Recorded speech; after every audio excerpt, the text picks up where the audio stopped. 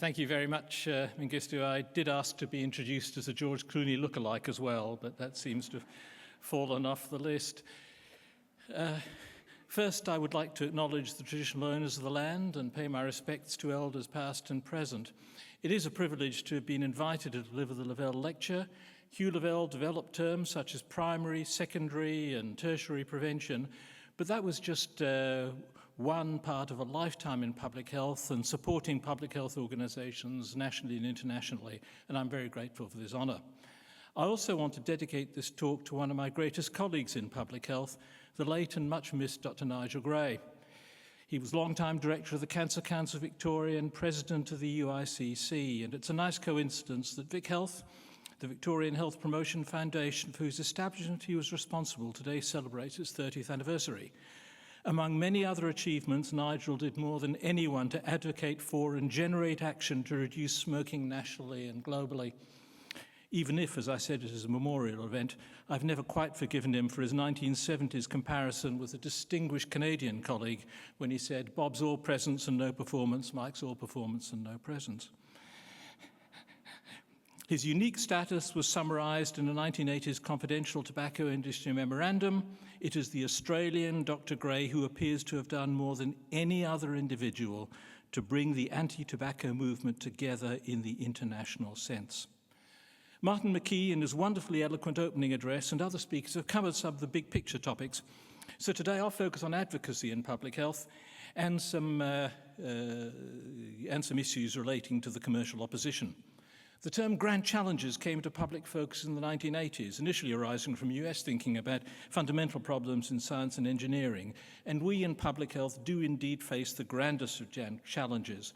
But we should also take time out occasionally to celebrate that we've been able to achieve some remarkable successes, even against the most formidable odds. Much of the progress, as we've heard a lot this week over the past centuries, including the basic public health legislation that we take for granted, clean water, safe food, healthy environment, occurred because small numbers of health professionals acted to promote evidence-based change. People like John Snow, who first used meticulous epidemiology to make the case and then advocate for action. Many of the measures we now see as pillars of public health came into being because of sound scientific evidence, support from health organizations, small numbers of committed health professionals willing to speak out, principled politicians, persistence and advocacy. So I'll cover briefly 4 themes: what's advocacy, some lessons about advocacy that I've learned over time, where's the major opposition, and what should be the roles of public health organizations locally and internationally. The term advocacy is derived from the Latin avocare, meaning to stand beside. Advocacy is simply defined as the pursuit of influencing outcomes that directly affect people's lives. But as the great American health advocate Michael Perchuk points out, advocates are likely to succeed when someone somewhere has been made to feel uncomfortable. Or, as he put it, advocates are unabashed tellers of truth to power. They may often be irritating and difficult, but they churn up our collective conscience and annoy us into action. But it's more than that, and important to emphasize that there's a role for everyone. Being involved in advocacy doesn't mean always being the general leading, what our military predecessors used to call the forlorn hope, the front line of attack where casualties are high. Many of the most important roles are played by those who work behind the scenes, researchers who identify, then constantly find new and compelling ways of presenting the evidence, working as committee members in organizations that help to promote action, such as PHAs, people working within government agencies who can advocate internally or support advocacy through evidence-based advice, and others. And with apologies if any of you are familiar with some of these slides, there are always obstacles, otherwise we wouldn't need it.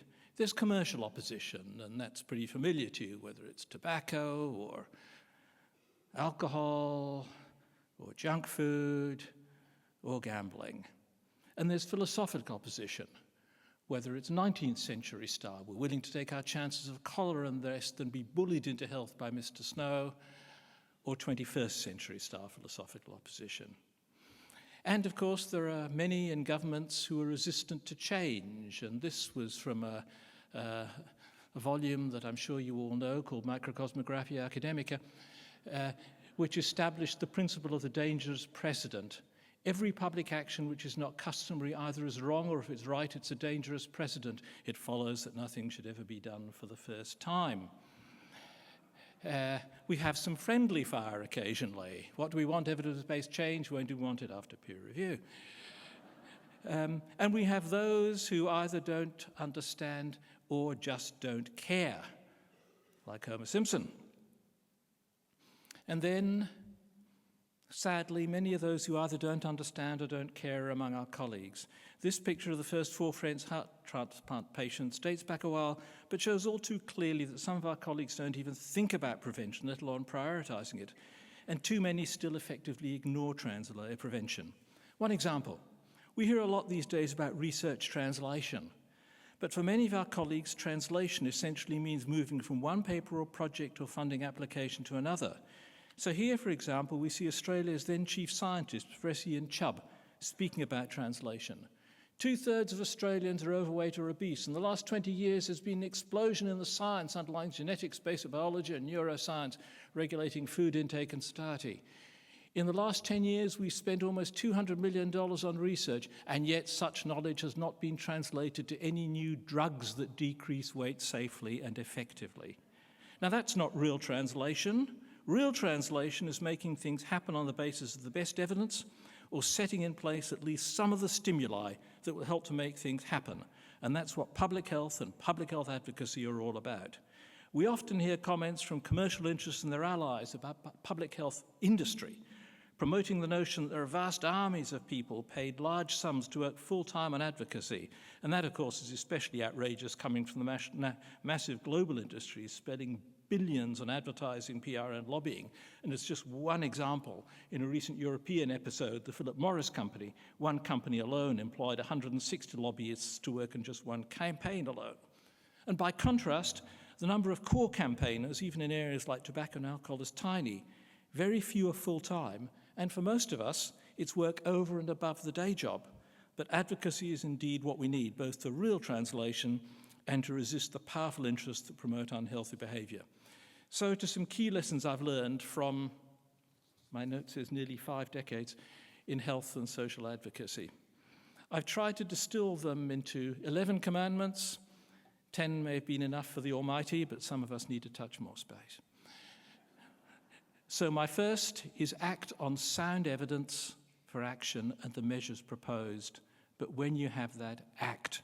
More than 150 years ago, John Snow believed that he had sound evidence for action, knew what needed to be done. He made the case, acted single-mindedly, and for a while indeed singly in the face of fierce opposition and abuse, and we're all in his debt. In passing, in retrospect, it's reassuring that his solutions for cholera were a touch more evidence-based than some other early approaches. My second next point is be professional. Gone are the days when lobbying meant barging into a minister's office, thumping one's fist on the table and hoping for the best. We must be as professional in our advocacy as in any other aspects of our work. And for those who want more on that, many of the key themes are set out in the WA Public Health Advocacy Institute's Advocacy Toolkit. A sad reality these days is that being professional also means being prepared to withstand the vicious abuse that comes our way all too often from industry-friendly sources. Just a reality. My next theme is about developing comprehensive approaches and consensus positions and working in coalitions. Nigel Gray identified early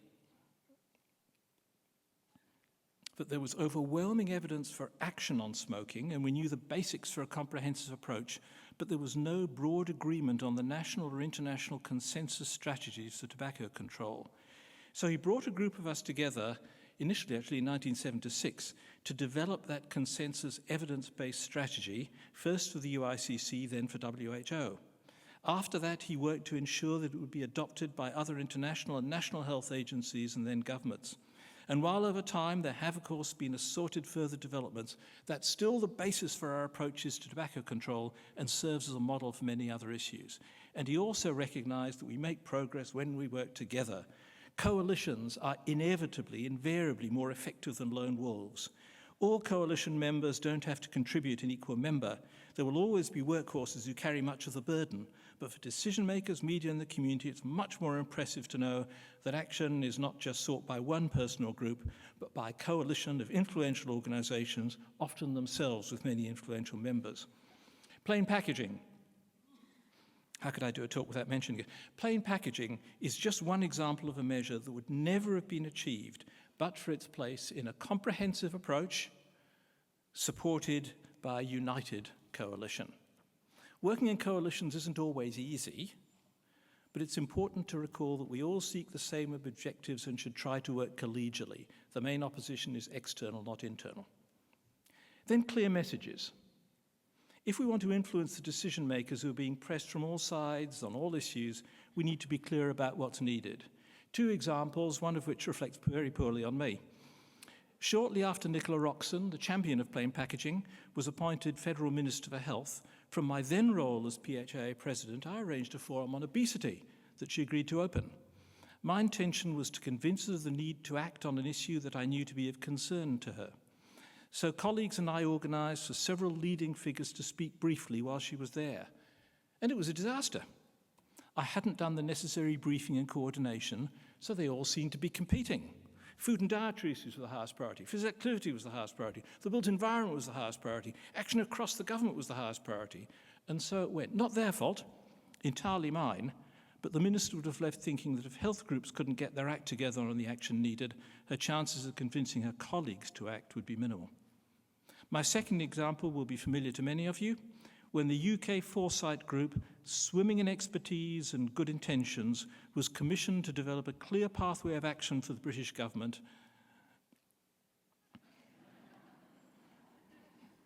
this was the crux of their response.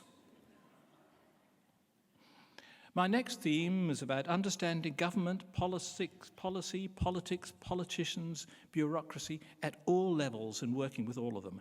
That's less know thine enemy than know thy targets. Professionalism and advocacy means knowing exactly whom to influence, when, what their key influences are, how their organisations work. As a former Director General of Health, I can tell you there's little more frustrating than well-intentioned lobbyists who come in to see ministers lobbying about the wrong issue, even to the wrong level of government and at the wrong time, 10 minutes before a budget rather than months ahead. It's also vital to understand the importance of working with all levels of government and the policy process. The decisions may be made at the top, but the briefings are written and advice given by people on different rungs of the ladder.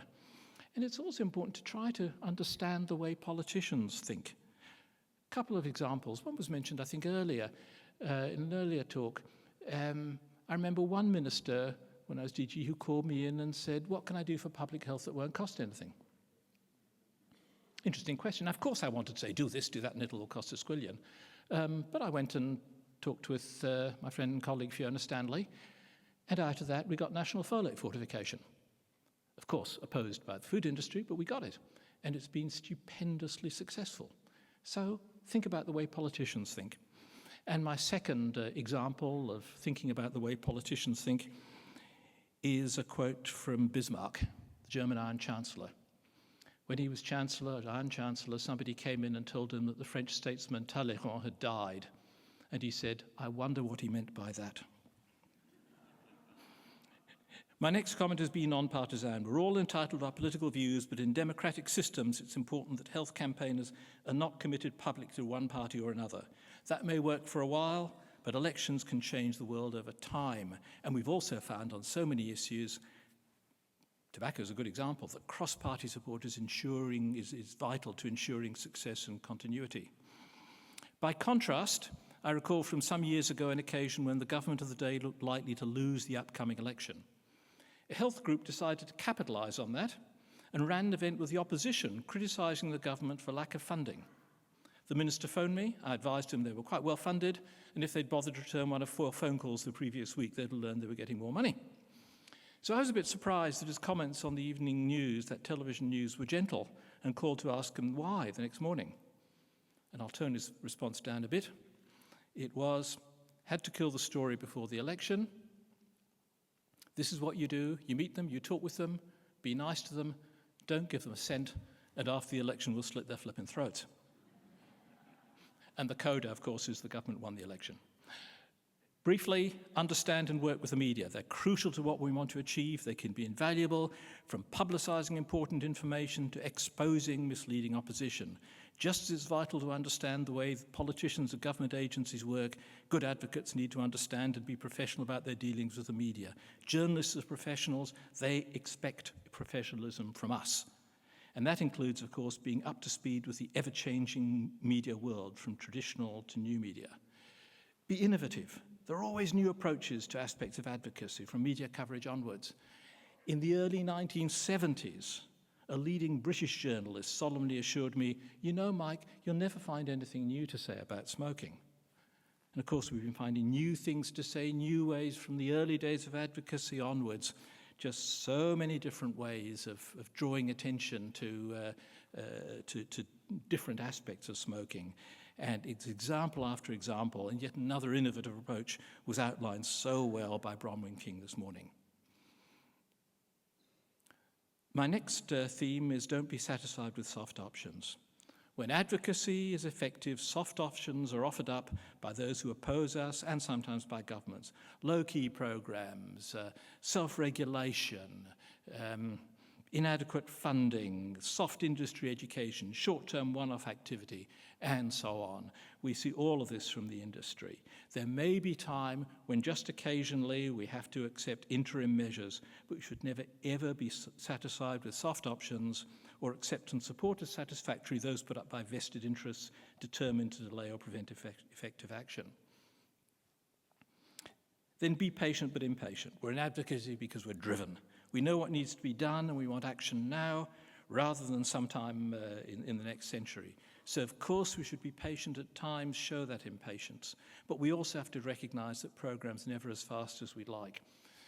I've been involved in campaigning on tobacco for close to 45 years, and for the first half of that time, people would want to depress me by telling me that we were failing. But the world of tobacco has changed over time, and people now want to know the secret of our success. So overnight success takes time. And then finally and crucially, oppose and expose the opposition. And I'm focusing on the commercial opposition for three reasons. They're often the single biggest factor in resisting public health measures. They are always the best funded and most determined. And while their opposition may seem to affect only, for example, tobacco or alcohol or junk food or gambling, that extends to attacking and undermining public health much more broadly. Many of you will, I hope, be familiar with the seminal Lancet paper by Rob Moody and his colleagues, Profits and Pandemics, Prevention of Harmful Effects.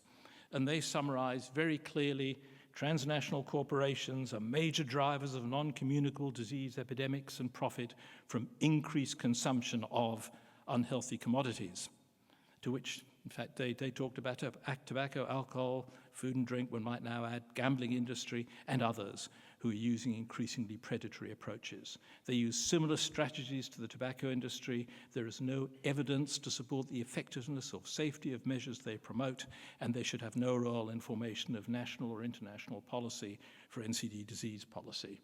And they outline some of the strategies used by those industries: biased research findings, co-opting policymakers and health professionals, lobbying, encouraging voters to oppose public health, deflecting criticism in various ways, and offering the soft approaches.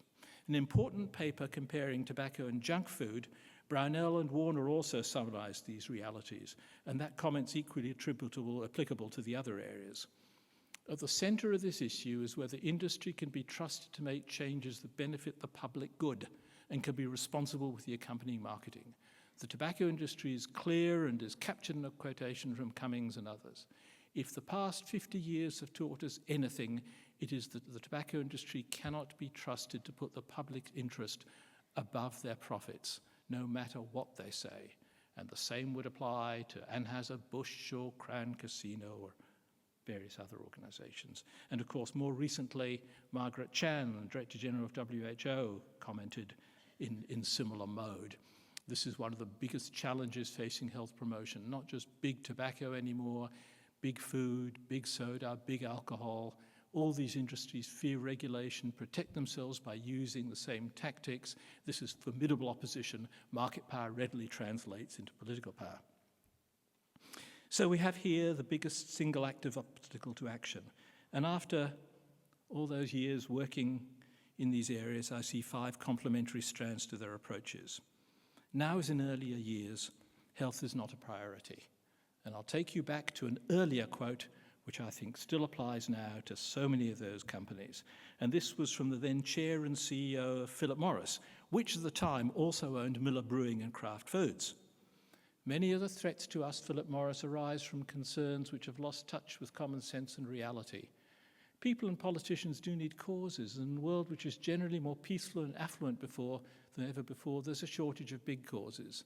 That's why we hear so much about really rather little causes: smoking, drinking, dietary hazards.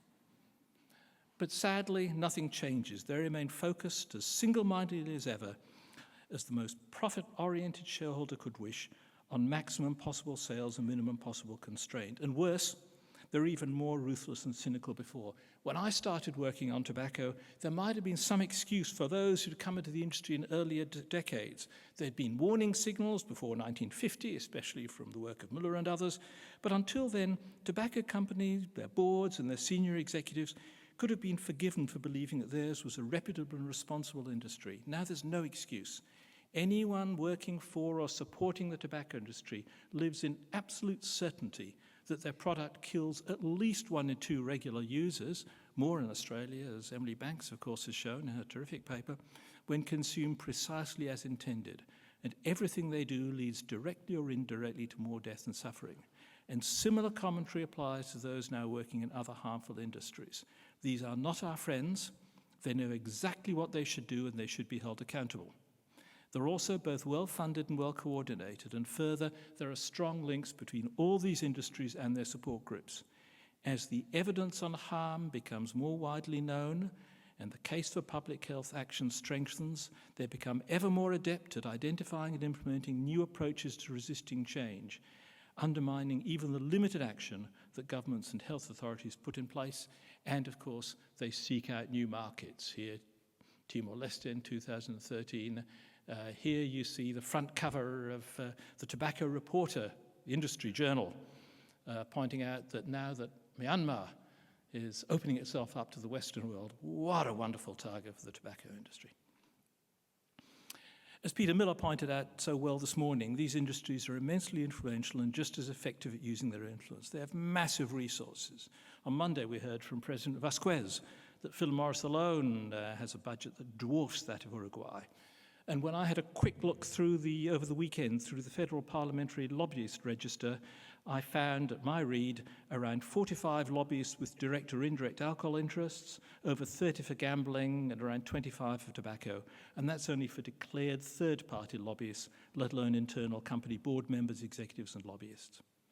In keeping with my comments about increased ruthlessness and new approaches, in recent years we've seen all the old tactics complemented by approaches such as what seems to me to be increasing use of former politicians and senior public servants in lobbying, working through third parties, including organizations that may have legitimate reasons to meet with government, soft and meaningless education programs, seeking scientific credibility, funding research and researchers, publishing in sympathetic journals, litigation against governments and health organizations, attacking and intimidating public health organizations and individuals, working through front groups and, to adapt President Trump, fake organizations, distraction approaches, charm offenses, marketing and other action that will undermine governments and health authorities, and using their campaigns on issues such as tobacco and alcohol to attack and undermine public health more broadly. And we can only expect their influence to increase.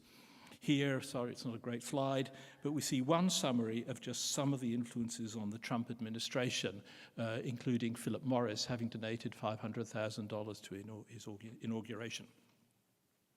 So against that fairly formidable backcloth, what could we in public health do? Marshal Foch famously said in the First World War, "My centre is giving way, my right is retreating, situation excellent, I will attack." And that's what we should do. I want to propose 5 approaches to you with a specific focus on holding the harmful industries accountable. First, expose. We need an increased focus from all sectors of public health in exposing the tactics and activities of the harmful industry, the kind of thing Pete Miller was doing this morning. Just as there's been a constant stream of new approaches to demonstrating the harms of their product, so we should find new ways of exposing ways in which the industry work, whether promoting to children or vulnerable communities, or as Bronwyn King has shown, in targeting their shareholders. We should expose their links with the front groups and abusers, because the funders are just as culpable as their messengers. We should identify, second, legal options. Industries such as tobacco are quick to use legal process to oppose and delay public health measures. We should go down the same path and encourage governments to do so. We've already in tobacco seen successful litigation, whether on behalf of patients and their families or through the US Master Settlement Agreement on behalf of governments seeking to recover healthcare costs. Governments in Australia and elsewhere, in my view, should plan for litigation to recover the costs of treatment from harmful industries, so long as the resources are there. It takes time, but the result's worth waiting for. And as Liebman and Clough have discussed in relation to tobacco, there may also be scope for litigation against major companies in terms of potential criminal liability. My third theme is personalise the problem. As we've seen in tobacco, while the companies themselves are reviled, found guilty in the courts, have to make massive payouts following litigation, and publicly pilloried, some executives and PR people take public heat. But the individuals responsible for all their activities, board members and chief executives, remain largely unscathed. It's as though in a government, the people who took the heat were sort of middle-ranking public servants, not the ministers. They're treated as respectable figures in the business community. They participate in charitable other boards and activities, and eventually they move into respectable retirement. So what will it take to change the nature of tobacco and other harmful industries? And I think maybe it's time to personalise the problem much more, to focus action not just on the companies themselves, but on the individuals who are responsible for directing those companies. They are responsible for the massive tolls of death and other harms caused by their products. And I think it's time to hold them accountable personally and directly for all those consequences. There are various ways in which that can be done, from quantifying an attributable harm to challenging those individuals personally and publicly. Is that tasteful? Perhaps not, but nor is the harm for which they're responsible. And we should recall that groups, they and the groups with which they're associated, don't hesitate to personalise attacks on people like us who actually seek to promote and protect public health. In similar vein, I believe we should do more to expose the roles and activities of those who work with and lobby for harmful industries. My next theme is about making them pay for the consequences of their activities. Why shouldn't there be levies on the profits of industries that knowingly promote harmful behaviours, even to children? And it seems to me an entirely reasonable proposition that there should be legislation compelling these industries to transfer a percentage of their profits to action that will reduce those harms, with the caveat, of course, that should be entirely independent of any involvement by or influence from the industries who'd only be interested in soft action or self-promotion. We've had hypothecated taxes. Why not industry profit levies applicable to both the major companies themselves and major sales outlets such as supermarkets? Prabhat Jha points out that the tobacco industry, I think, makes around $10,000 for each death caused by smoking, and that's not a bad starting point for the sort of price they should have to pay. And then there's the use of international treaties. The UN Framework Convention on Tobacco Control, which came into force in 2005, is legally binding in 180 countries. Of course, implementation is uneven and imperfect, but there's clear evidence that it's had a major impact in supporting, promoting, and enabling evidence-based action to reduce smoking. I see no reason for tobacco to be unique. We should seek similar treaties in relation to other pandemics where actions are posed by powerful vested interests. And the FCTC has been enormously effective. But Article 5.3 especially mandates that in setting and implementing their public health policies with relation to tobacco control, parties shall act to protect these policies from commercial and other vested interests of the tobacco industry in accordance with national law. Now, implementation, again, less than perfect, but it's crucial in clarifying the tobacco industry's pariah status and reducing its capacity to influence governments, and has been identified as the single highest priority for effective FCTC implementation. So I'd like to see an equivalent of Article 5.3 for the major harmful industries. That may take time. So do the FCTC and Article 5.3 for tobacco, and will be fiercely opposed, but is a worthy target and challenge for us. So finally and briefly, what are the roles of public health organisations in advocacy locally and internationally?